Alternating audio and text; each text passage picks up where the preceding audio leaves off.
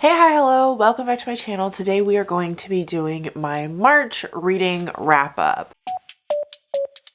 So if I look tired, it's because I am. This month was a lot and this next month is going to be a lot, and I'm pretty exhausted from getting everything done that I have to get done in my personal life. I'm also getting over a cold, so please ignore that awful noise that I make every once in a while and the sound of my voice. First up, in the month of March, I read 1,632 pages, which averaged out to be a little bit over 50 pages a day. My goal for the year 2022 is to read 60 pages a day, so I am a little bit low this month, but I will talk a little bit about some reasons why that happened later when I get to certain books, and I'm not worried because the past 2 months I've literally gone over 60 pages a day, so it will balance out.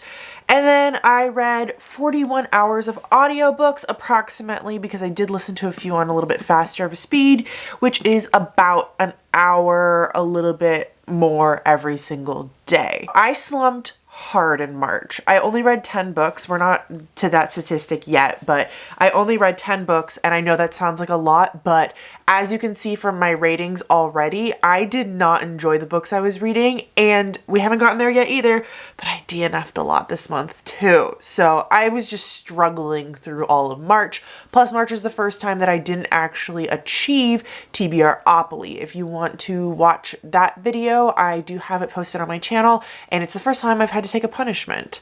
So I had 4 2-star books, 3 3-star books, 2 4-star books, and 1 5-star book, which my chart of rating never looks like this. It never does. My favorite book, which I will be talking about all of these in a second, was Our Last Echoes, and I'm so excited to be talking to you guys about them when we get to it. So like I said, I read 10 books. I put 1 book on pause and I DNF'd 4. I am considering DNFing a 5th one. It's not one of the ones I put on pause here, but I put it on pause previously at a different month, and so I'm just not vibing with it, and so it might be DNF'd, but for the time being, it's kind of staying where it is. My average rating was a 3.3, which is the lowest I have seen this year, and it is also way lower than my average rating of all time and of the year so far. Something is happening, and I don't know what. You can also see here, though, that I wasn't reading fantasy this month. I was not in the mood for fantasy. That's always my top genre read every single month, no matter what. This is the first time I think ever in my life, my entire life, that this is not the case. So as you can see, I read 40% horror, which I believe means 4 books. So there's 10 books. Yeah. So everything is just 1. So that was 4 horror books. I did do a YA horror reading vlog if you want to watch more about those 4 horror books in specific. I read 2 sci-fi, 2 fantasy romances, 1 mystery, and 1 purely fantasy book. I have officially started tracking a few more things every single month, so I have 2 more pages of statistics to go through with you all. First up, I hauled 5 books, and I read 2 of those that I hauled, leaving me with 3 that I have not read, one of which was a pre-order. Thank you, Lee Bardugo. I'm so excited about Hellbent. And the other 2 I literally purchased the last day of the month. I was doing so good all month long, and then I don't know what happened. I bought 3 books in like 3 days. I came into the month with 54 books owned, and I'm leaving the month with 53 books owned. I wanted that number to be a lot different. I'm going to start tracking these numbers because I want to see these numbers going down, and this is the only way that I will be able to know whether or not I'm actually achieving some of these things. And plus, I'm thinking about doing an overhaul of my TBR shelf soon and kind of maybe taking some things off of there that I no longer have interest in, but we will have to see if that actually happens. I came into the month with 14 arcs, and I'm leaving with 11. Definitely doing a much better job with arcs this month than I have been doing in previous months, and I'm still working on that. I came into the month with 1 pre-order. I'm leaving with 2. Basically, the book that I had pre-ordered previously has not been published yet, and I pre-ordered another book. I had 3 books on pause originally at the beginning of the month, and I'm leaving with 4.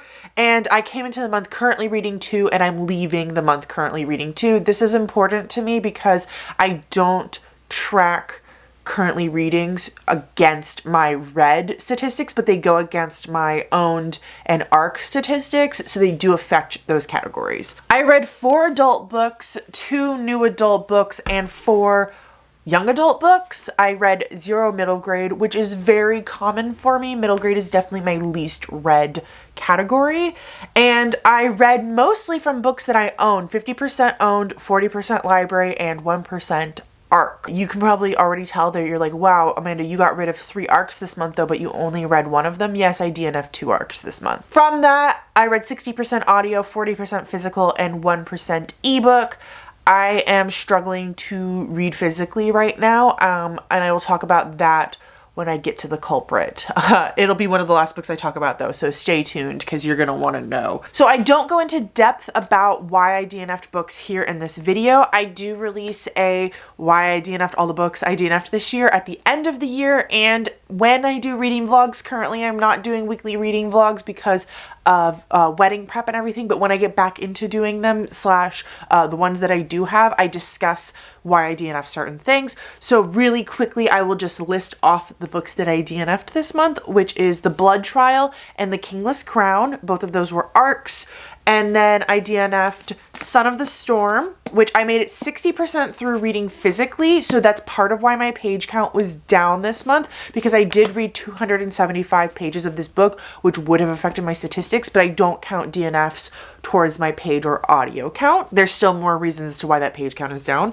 And then I also DNF'd The Space Between Worlds. The book I am considering moving from my paused to my DNF shelf is Sephiroth's Hand.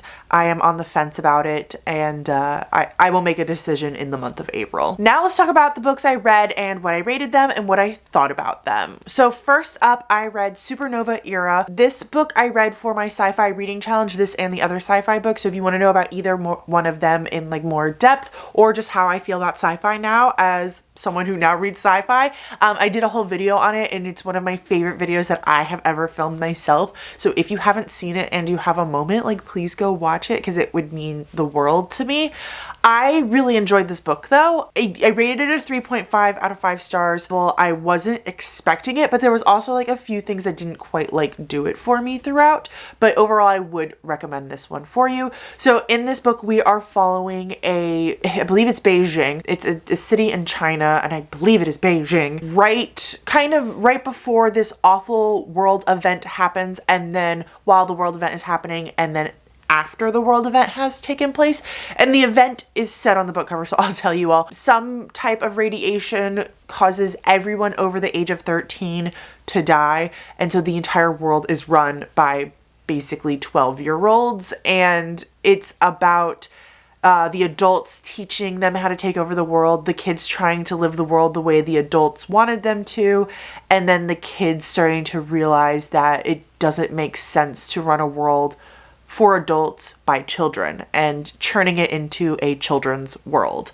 And it was really interesting. I really liked what the author had to say and how he talked about these things, and I really do think that a lot of what he predicted it felt very accurate to children running the world. There were a few issues I had with things that the kids did that I didn't feel like matched them very well. One of my biggest issues is the ending. I didn't like, it wasn't the epilogue, but the chapter before the epilogue, kind of what ends up happening to some of these characters, I felt like it came out of nowhere, and it didn't make sense to me as a decision that children would have made.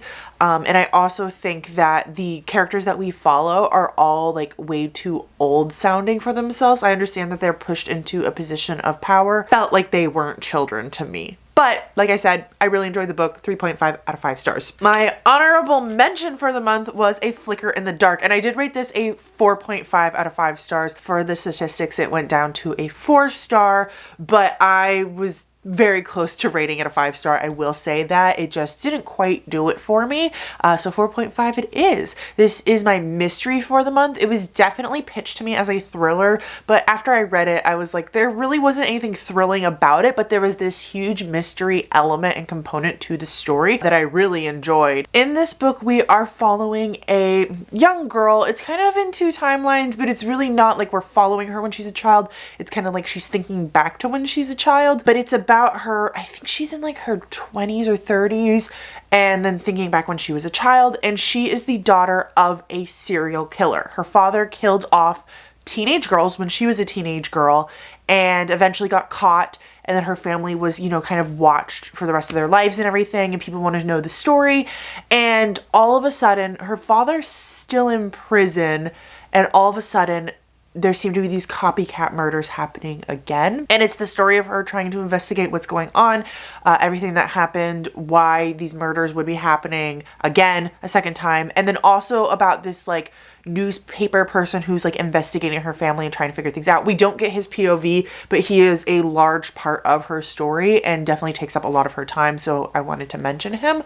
I really enjoyed this book, guys. I think that a lot of people who would find thrillers, mysteries, who read a lot of them and would find them stereotypical might not get as much enjoyment out of it as I did, but I was hooked from the beginning. I read this book in one day. I had the audio, so that's pretty easy to do. Just kind of like put it on and do your thing and be listening to it.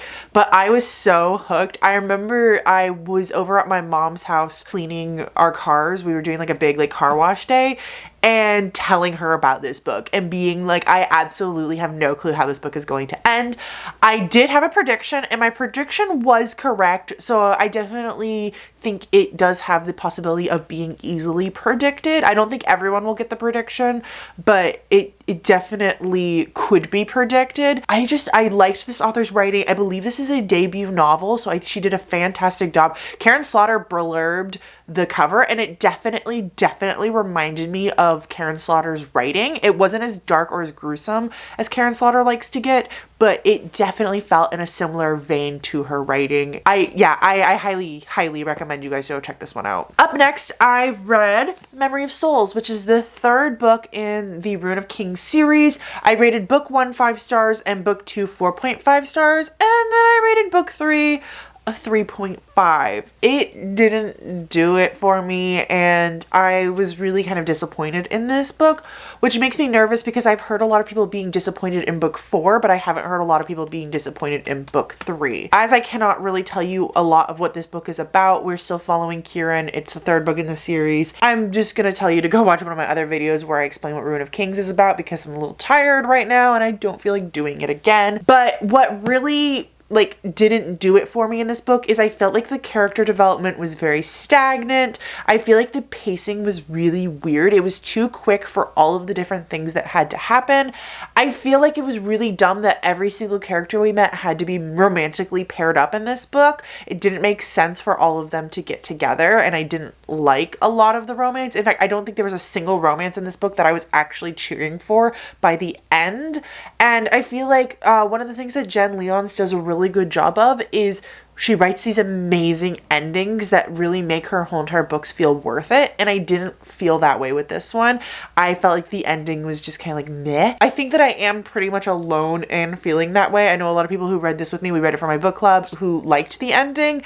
It just really didn't do it for me. And so I do kind of think that some of my dislike of this book is coming from the fact that I was starting to slump around this point, which sucks because this is the very beginning of the month. This is not the book that officially put me into a slump. I'll still talk about her later. Overall, I wasn't in love with this one. I will be continuing on with the series, reading book 4 and 5 as soon as 5 comes out later in April, so I'm very excited about that. But I was kind of let down by this one, and it made me not in love with the idea of continuing on with this series. Up next, I read Velocity Weapon, which is my other sci-fi book for the month, and I rated this a 4-star. This was a very, very good, very enjoyable book. I did listen to the audio, and I really, really liked the audio, but I had already had this copy on my shelf at the time. Somehow I accidentally bought a physical and an audiobook copy and didn't realize it, and then I chose to read with the audiobook copy and didn't even realize until near the end that this was on my TBR. So that is bad and on me. But I highly recommend this book too. I really liked it. It was one of my favorites of the month, which is saying something because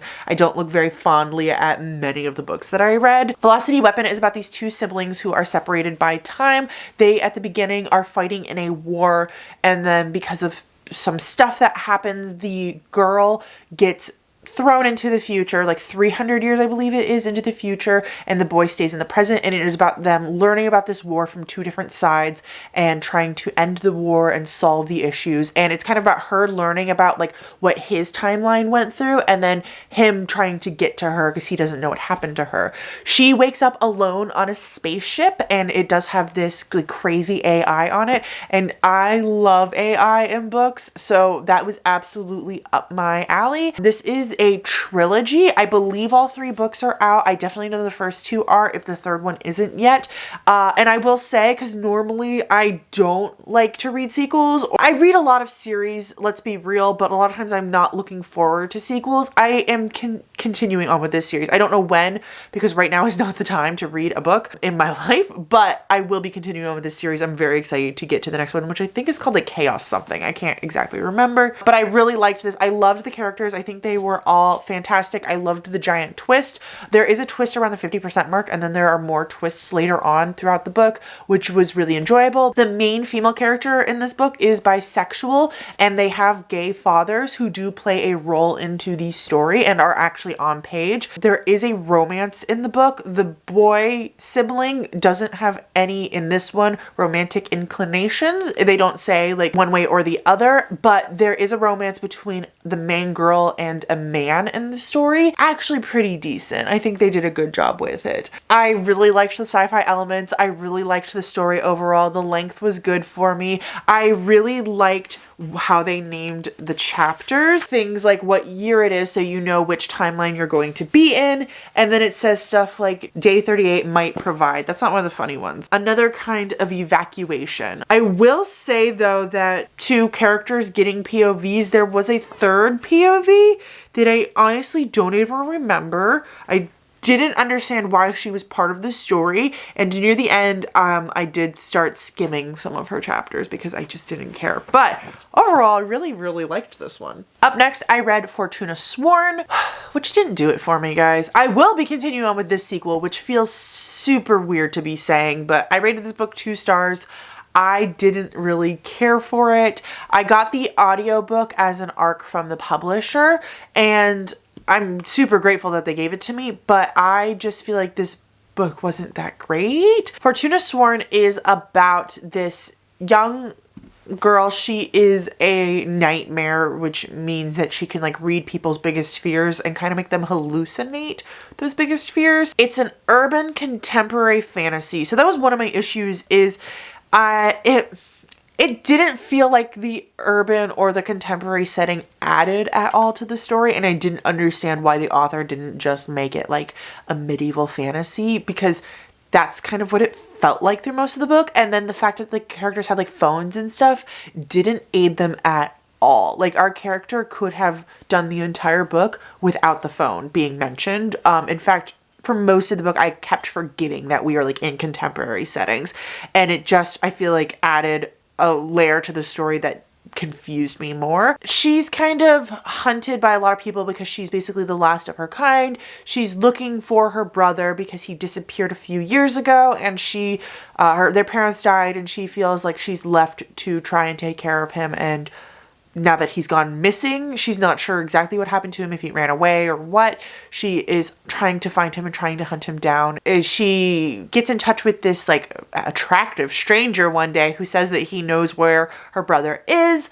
And so she makes a deal with him that she will marry him in exchange for information where her brother is. As you can already tell by the tone of my voice, I thought that was dumb. I feel like she should have asked more questions. Fortuna Sworn, her name is Fortuna, by the way, didn't ask enough questions in this book, and it led her to a lot of issues that could have been solved a lot easier if she had just stopped and asked a few questions before running into things. I get that your brother is missing, but he's been gone for a few years, so like it's not like you're jumping on the action really quickly. It just didn't make sense.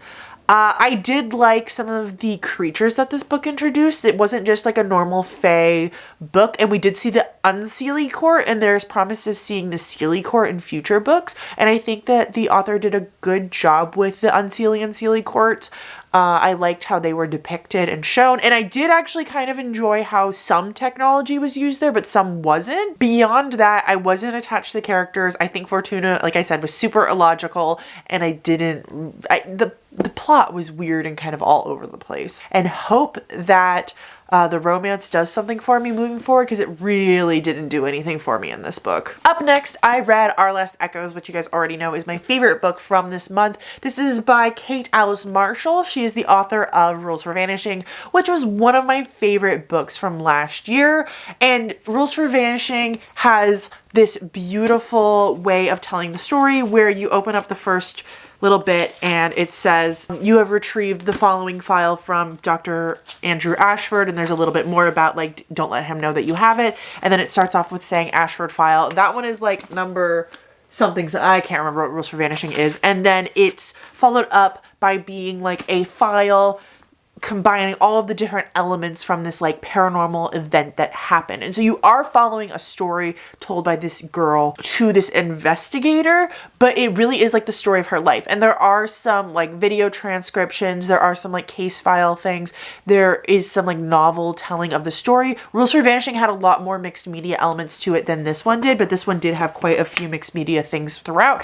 And we are following this young girl who, I think she's 18 actually. When she was 3 years old, her mother disappeared, and she gets a phone call one day saying that her mother disappeared off this one island. And she thought up until this point that her mother had been killed somewhere in this, I can't remember where, but like in some random state. And so she goes to that island to investigate the disappearance of her mother and all these other people who disappeared off of this island. There's like this bird sanctuary thing there. So she becomes an intern and starts helping out with those and trying to investigate what's going on. It was definitely a horror. It had some really horrific, gory elements to it. I love the Ashford files. I'm so excited because I think there's going to be a third one coming out later this year. They have my heart and soul. So they are standalones. You don't need to read Rules for Vanishing to read this one, but there are characters from Rules for Vanishing in this one, and there's definitely like an overarching plot throughout them about one of the girls who is a helper to the investigator. And so I'm really excited to see where it continues in the next one and seeing how they connect even more. But you could totally read Our Last Echoes before you read Rules for Vanishing. I did prefer Rules to Vanishing to this one. I think it was way more scary. There were actual moments in Rules for Vanishing where I was like afraid. Like I went and closed my bedroom door because I was scared while reading it, and I didn't get that vibe with this one. But I really, really enjoyed this one. And it does say on the back that it is much more of a psychological thriller than it is a horror. And that is definitely true. One of my favorite quotes from the book is on the front cover, which it says, all stories turn into ghost stories if you wait long enough. This one definitely dealt a lot with ghosts. There was this six-winged angel demon that was definitely haunting these people. And one of the coolest aspects of this book, which I haven't seen in many other books, but I loved, is there's two parts to it. So there are these creatures called echoes, and they can take over your, they basically like make a copy of you, and they look exactly like you. So when you're talking to someone, you don't know if they're real or not, or if they're an echo. And then also when you first become an echo, you don't realize that you're an echo. And so you think that you're a real person for the first little bit, but you're actually just a copy and you don't know. So like there are parts in this book where you're like, am I the real person or am I the echo? And it was horrifying. Anyways, third, there's this whole entire mirror realm where our main character can kind of go in between like the reflection world, which is just not quite right, and then the real world. And so there are parts where you're like, are we in the mirror world or are we in the real world? Are we talking to a real person? Are we even a real person? And I loved how awful that made everything, and trying to figure things out and trying to solve this mystery. It was so enjoyable, so great. Of course, I highly recommend this one. It's the only 5-star I read this month. Up next, I read There's Someone Inside Your House. I read this one because I read the other book by the author, The Woods Are Always Watching, and I actually really enjoyed that one. I had some issues with it overall, but I feel like it was a really enjoyable horror, YA horror. So I decided to pick up this one, also by the same it's by the same author. I just said that. And this one didn't do it for me. I ended up rating it 2.5. We're following this young girl who came to this, I can't remember where it is, but like Nebraska, like some Midwest state where like basically nothing is happening. And she moved there from Hawaii, and she is dealing with this horrible thing that happened in her past. She's living with her grandma. She's trying to forget about the stuff that happened. She's trying to move on. While she's at this high school, these murders start happening to these kids in the high school, and lots of different people are investigated. Weird, fun, horrifying element is the fact that the murderer kills you by living in your house with you for a few weeks, and so you kind of think you're going insane because things start moving. Like while you're in the house, you'll like get a glass of water and set it on the counter and go to get something, and when you come back the glass of water is moved, and then eventually it gets like more and more and more until the murderer like comes out and kills you. And that's not a spoiler, you know about that from the beginning of the book, because you get to see every single murder that happens in this book. You get to see it from the perspective of the person who's being murdered, but you don't know who the murderer is until the end of the book. The author did do a good job of like hiding that fact, but also letting you like see the murders happen. I think this book focused way too much on the romance aspect for a horror. It just didn't do it for me. I didn't really care about the romance. And I also just feel like the big reveals like weren't shocking enough, and I didn't care enough about them. And I also feel like the whodunit wasn't that great. I was just kind of disappointed in this one overall, and I feel like it could have been a lot better. And then I read Sawkill Girls, which I actually really enjoyed. This is a weird one too, because I was feeling kind of meh about it for about 50% of the book, and then around that 50% mark, it turned into something completely weird and completely different. And from then on, I was in love with it. So I ended up rating it a 3.5. I was just shocked by this. So this is about these two sisters and their mom. The father died rather recently, and so they moved to this island, Sawkill Island. The mom becomes a maid there for this rich family, and so we get the POV of one of the daughters of the rich family that she is the maid for, and then the police chief's daughter, and they are the Sawkill Girls, the three of them, but also okay, I haven't explained the plot. So these murders have been happening to girls on this island for generations now, and the daughter of the police sheriff is her best friend recently was the most recent murder, and so she is not trusting of the rich family's daughter. And so what's really cool about this title is all of the girls who died in this book are the Sawkill Girls, but also the three girls who we're following are the Sawkill Girls. They move to this island, something crazy happens, another murder happens, and it's much closer to home for our three girls. And you're following our main girl, Marion. She's the one that moved there. And she starts to kind of investigate these weird things that are happening. You know from the very beginning that Val, the rich girl, is actually the murderer, and that she is the one doing these murders, but she's being coerced by this demon thing. I don't know. It was just such a weird story and a weird way of telling a story. Like, at first I was really upset that we know who the murderer was from the beginning, but then I started to realize like the whole entire point of us knowing who the murderer is because the mystery is not who did these murders, it's why are these murders being done. And once I started focusing on that, I started really enjoying the book. There was a lot of like representation in the book. There were lesbian characters, there were gay characters, there was an asexual character. Some horrible things happen to those characters because of their sexuality, and some major trigger warnings take place in this book. But I don't know. I'm way too tired to be filming and talking about this book. It was such a weird one. I enjoyed it. If it sounds like something you would like, I say check it out. But if it's not, then like don't. It was definitely more of a weird book than it was a horror book. If I had to categorize it, I would put it with books like You Must Not Miss or Dig or I Crawl Through It, like that kind of a weirdness. We're gonna go out of order really, really briefly. So up next is I read The Girls Are Never Gone, which I rated 2 stars. This is my least favorite book for the month. I didn't like this book. So it's about this girl who has like a paranormal podcast, but she doesn't believe in ghosts or any kind of paranormal things at all. And she goes to this haunted mansion to help them like clean it up for the summer for internship credits, but she's doing a whole entire podcast on this haunting. So while she's there, she's like investigating and stuff, and she gets a crush on one of the girls that's also there to clean up for things. And that girl loves her podcast and totally believes in ghosts and is outraged that a girl who's doing a paranormal podcast doesn't actually believe in ghosts. And they're trying to figure out this girl who was murdered on the property in the 1800s, what happened to her and what's going on. And I really don't have much more to say about this. If you want to know details, go to the video where I talk about this book, because it didn't do it for me. And then finally, the last book we're going to be talking about, and the explanation for why some of my pages are weird this month, is House of Sky and Breath. So I'm going to get it out of the way and say right now I did not like this book. I rated it 2 stars. I have a lot of issues with it, all of which, if I were to say, would be spoilers. Now, why my pages are weird for this month is because I read up until page 400 of this book, and I got so frustrated with it that I skipped ahead to page 700 and I read 700 to 800. So I only counted the pages that I actually read from this book. Then what I did is I skimmed the middle chunk, and then anything I was still confused about, I texted a friend and had her explain it to me, because I was not happy with this book and I could not physically be reading it any longer, and this is the bad boy that put me into a slump. I am so mad at this book that if I hadn't bought a special edition, I would be selling it online right now, and I'm still considering selling it online.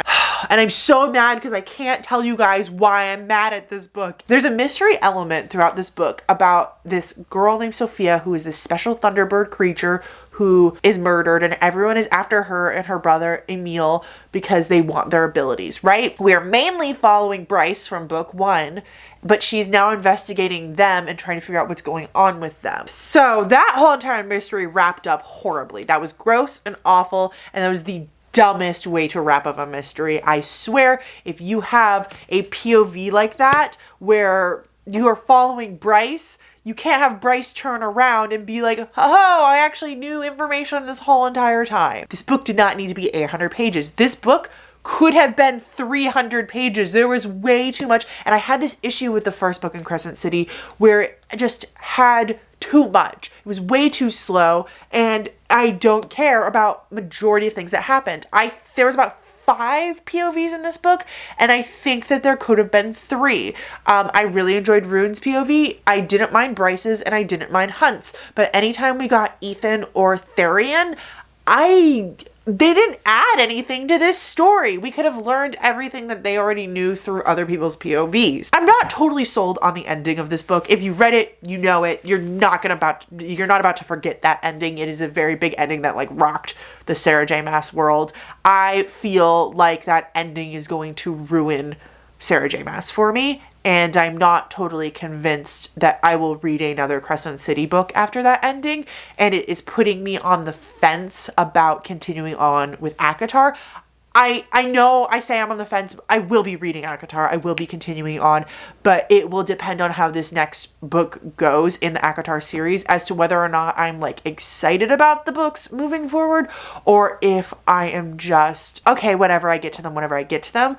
I definitely will not be reading Crescent City series like I did with this one, where like, oh, I have to pre-order the book and I have to get my hands on it and I have to read it as soon as it gets to me. I no longer care about Crescent City. I'm done with it. I rated book 1 3.5 stars. I rated book 2 2 stars. And I loved the ending to book 1. And I know that Sarah J. Maas writes really good sequels. So I was really excited about this book. But I also know from Throne of Glass that she could literally write a 2-star book and then the next one for me is a 5-star. Like, it's happened before in a series. So I'm not ready to say that I'm done with her forever, but I'm ready to say that I'm done with her for a while. But I will be continuing on with other books and other series at some point. And I'm kind of glad that I have some time to like be away from her writing, because this book angered me so much. I can't really go into a ton of detail now about anything else in this book and why it frustrated me, but I think you kind of get the gist of what's going on and why I don't like it. And I know that that's a very unpopular opinion, because basically everyone except for like 1 or 2 people that I've talked to have loved this book. So if you're a fan of Sarah J. Maas, just go read it. My opinion clearly is not the average. I hated it, just so you all know. Anyways, that's it. Those are all the books I read this month. I'm tired. I'm gonna go take a nap. I don't remember how my outro goes, but until next time, I'll talk to you in the comments. Bye.